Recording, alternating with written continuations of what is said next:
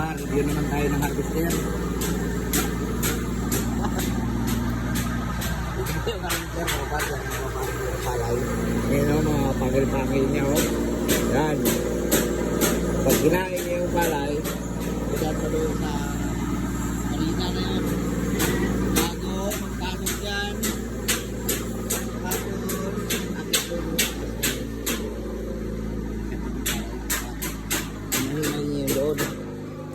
Ayan, kaya pag nakakita kayo naman ito, tumabi na kayo, baka kayo may Para kayo maging palay. ito may tutuloy ka lang ng naman. Ito yung cockpit. Ito yung blackpot. Yan yung pagbawa ng harvester natin ng yan. Ibuka. Yan yung ngay. Bago lalabas na dito yung kayami. Bago yung palay. Saan ba lalabas yung palay? Hanapin natin.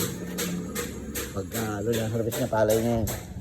Mga par, saan ba lumalabas yung palay? Ay, dito.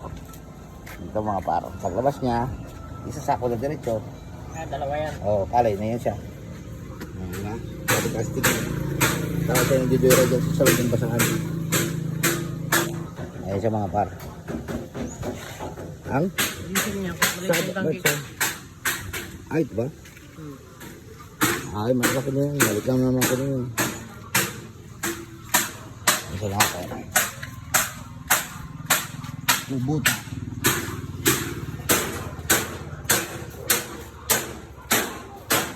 Medyo may problema lang yun.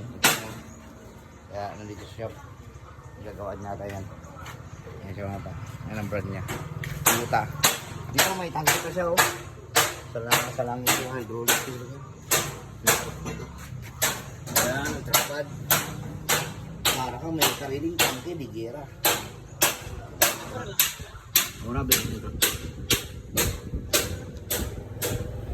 Normal yan. Walang trapad doon.